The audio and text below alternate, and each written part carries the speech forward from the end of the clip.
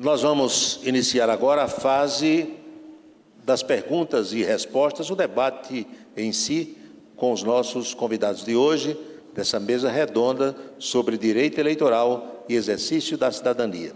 E como o nosso primeiro expositor foi exatamente o doutor Elivan Rodrigues, a gente vai iniciar o bate-papo aqui, os debates, com uma participação dele. Regras das eleições. Muito pessoal questiona, doutor, o fato de cada eleição ter regras diferentes. Aí se diz, não, mas a lei é a mesma, é a 9.504. E por que o TSE dita tantas normas para cada eleição, digamos assim? Isso. Antes da Lei 9.504 de 97, nós, a cada ano anterior à eleição, nós tínhamos uma lei nova, uma nova lei. A Lei 9.504, ela permanece até as eleições presentes. No entanto, um ano antes das eleições, nós temos as chamadas mini-reformas eleitorais. Para se ter uma ideia, nas reformas de 2015 e 2017, nós tivemos 270 dispositivos modificados na lei das eleições. Então, a lei é a mesma, mas o modelo muda a cada eleição. E essa é uma eleição presidencial inovadora, que nós temos apenas 45 dias de campanha. É muito rápida.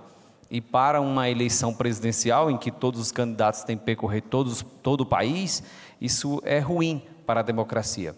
Então, não ache surpresa se no próximo ano nós tivermos uma ampliação desse prazo eleitoral com nova modificação da lei eleitoral. Mesmo que a lei seja a mesma, essas, digamos, regulamentações do TSE podem ser consideradas normais? Na realidade, o que muda é a própria lei, através de uma nova lei, uma lei reformadora da lei das eleições. E aí o TSE vem com as resoluções apenas regulamentando essas reformas que aconteceram. Todas essas reformas que acontecem na legislação eleitoral necessariamente têm que vir um ano antes das eleições. As regras do jogo, as regras da eleição precisam estar pré-determinadas um ano antes das eleições. Muito bem. Vamos então ao doutor Breno, que fez a sua exposição sobre a participação da mulher na política. Há muitos questionamentos em relação a mulheres que ocupam cargos executivos. Essa é uma pergunta, inclusive, de um estudante aqui. O fato de algumas delas não terem se dado bem quando chefiaram executivos, não leva outras a que não votem mulheres, ou não leva outras mulheres a não querer participar do processo, doutor? Não, eu acho que, da mesma forma que alguém possa ser infeliz no governo, no cargo executivo, quantos homens não foram infelizes em governos na história do Brasil? Então, o percentual de mulheres que foram infelizes em suas administrações, com certeza, até por uma questão lógica, é bem inferior ao percentual de homens, né? Então, eu não atribuo a governos de mulheres toda essa parafernália que nós estamos vivenciando hoje na história do Brasil.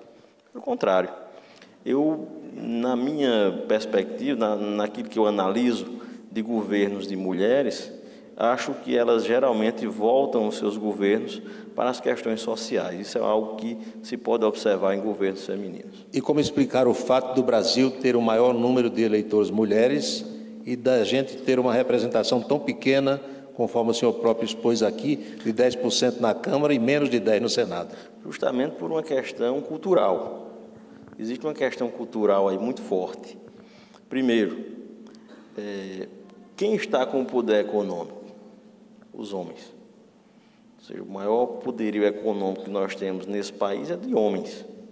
Ou seja, as mulheres conseguem entrar na política ou ter vitória em alguns cargos políticos em percentuais muito pequenos, e geralmente essas mulheres são apoiadas por homens ou por grupos, na grande maioria delas, né? São poucos os casos de mulheres que enfrentam e conseguem obter um mandato eletivo próprio, ou seja, da força, da vontade dela mesma. Então, isso é uma questão cultural que precisa ser trabalhada e com certeza não vai mudar de uma hora para outra, mas os avanços já existiram com relação a isso. Muito bem. Professor Aécio, como explicar para quem está nos vendo em casa e para os próprios alunos de direito o fato do ajuizamento de tantas ações após o término de um pleito, após sua apuração. Dizem que o terceiro turno foi instituído aqui na Paraíba, é apenas a título de brincadeira, é claro.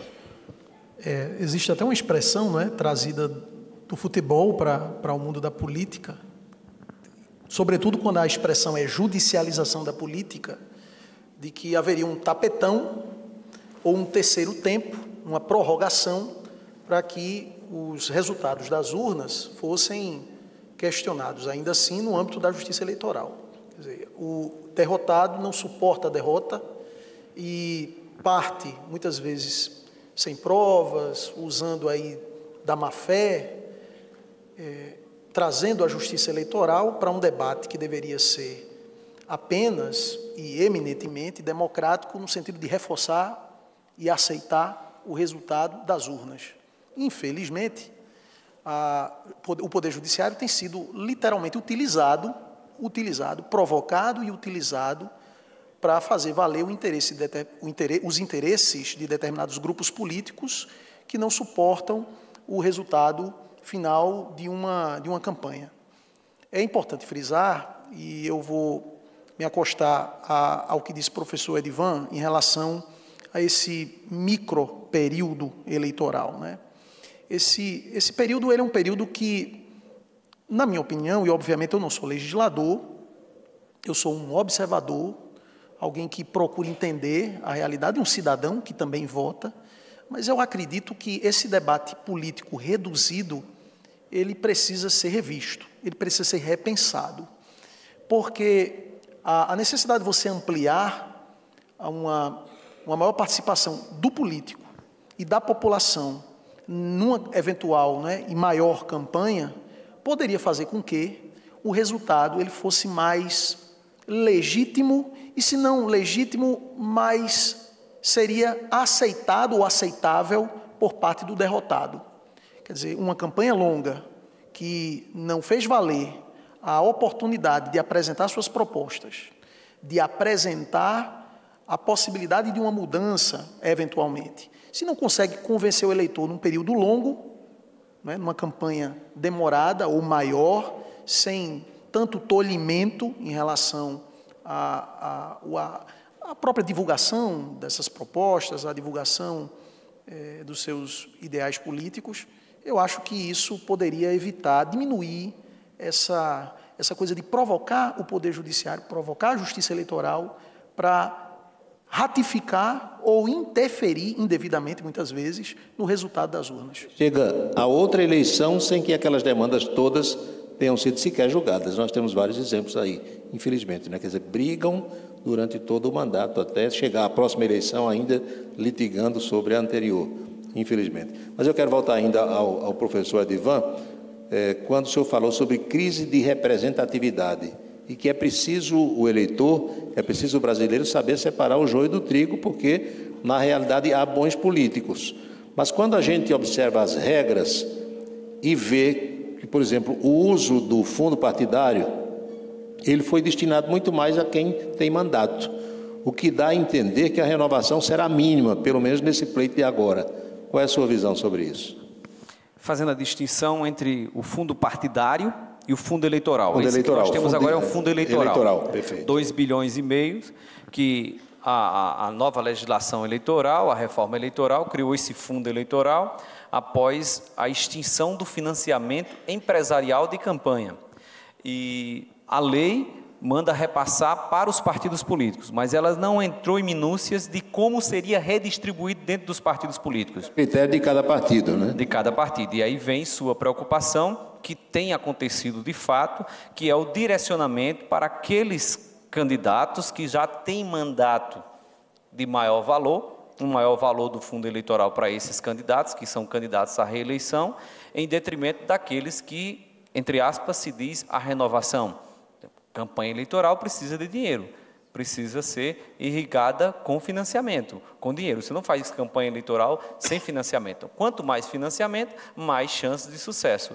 E isso é um problema gravíssimo dessa campanha, inclusive não só do fundo eleitoral, mas sim e também da possibilidade que deixou a lei eleitoral do autofinanciamento.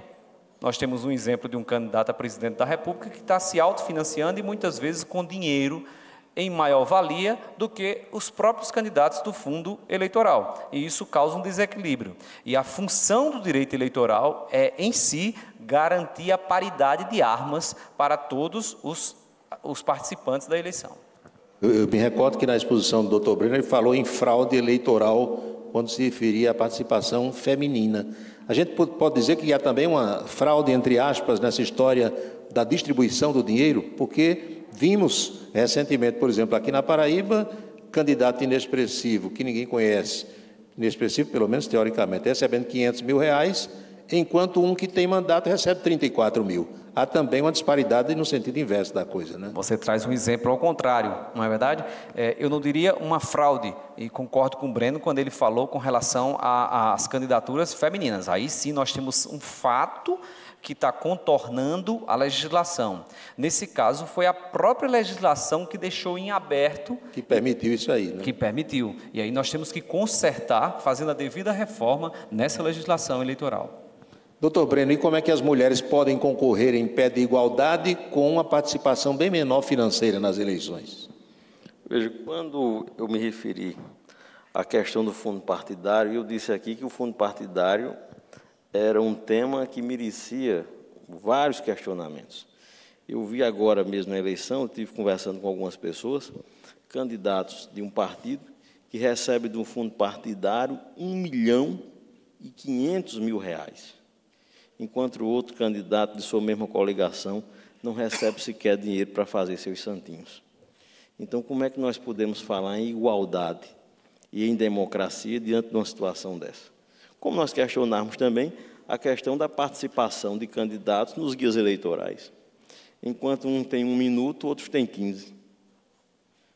Por conta de uma proporção de uma representação no Congresso Nacional, isso deveria ser revisto. Até segundos apenas. Uns apenas com segundos, exato. Ou seja, e onde está a igualdade aí para esses candidatos? Então, nós percebemos que isso não existe. Imagine agora como nós podemos comparar a participação das mulheres, às vezes mulheres pobres, mulheres que vêm de uma luta, às vezes, do campo, ou muitas vezes de mulheres que estão vindo de periferias e que desejam entrar na política para trazer melhorias para a sua cidade, para o seu lugar, e elas não vão encontrar a luz do sol para fazer isso. Então, é algo que se precisa pensar a partir da legislação, e a legislação ainda não contempla essas mulheres. A gente faz outra pausa e já volta com outros questionamentos aos nossos convidados.